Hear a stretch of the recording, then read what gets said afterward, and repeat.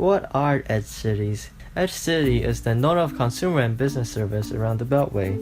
Most edge cities develop at existing or planned freeway intersections and are especially likely to develop near major airports.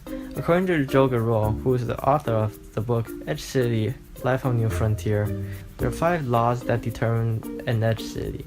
It must have more than 5 million square feet of office space. This is enough to house between 20,000 and 50,000 office workers, and as many as some traditional downtowns. 2. It must have more than 600,000 square feet of retail space, which is the size of a medium shopping mall. This ensures that the edge city is a center of recreation and commerce, as well as office work. 3. It must be characterized by more jobs than bedrooms. I know, right? 4. It must be perceived by the population as one place. 5. It must have been nothing like a city 30 years earlier. History.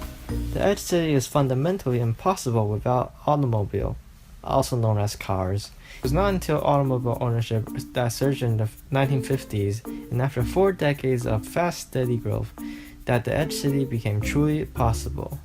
Whereas virtually every American central business district, or the CBD, or secondary downtown that developed around non-motorized transportation or the streetcar, has pedestrian-friendly grid pattern of relatively narrow streets. Most edge cities instead have a hierarchical street arrangement centered on pedestrian-hostile arterial roads.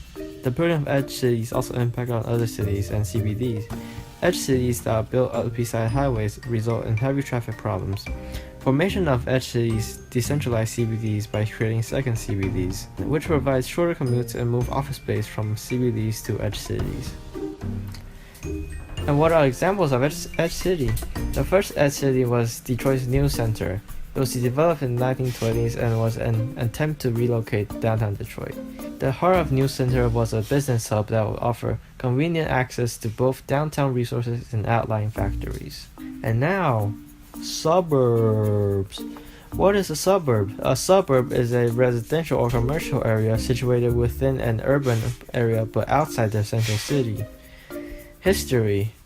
In the 1950s, only 20% of Americans lived in suburbs compared to 40% in small towns and rural areas. The percentage living in suburbs climbed up rapidly thereafter. 10 years later, 1/3 of Americans live in cities, 1/3 in suburbs, and the other third in small towns and rural areas. In 2000, 50% of Americans lived in suburbs compared to only 30% in cities and 20% in small towns and rural areas. People move away from cities to suburban areas because of the low quality of life in inner cities and the pollution. The burden of edge cities also impact on other cities and CBDs in suburban areas. And as transportation system and infrastructure develop, people are able to live and work there. What is an example of suburbs? An example of a suburb in London will be Wimbledon. Wimbledon is the headquarters of a club where annual international tennis championships are played on grass courts.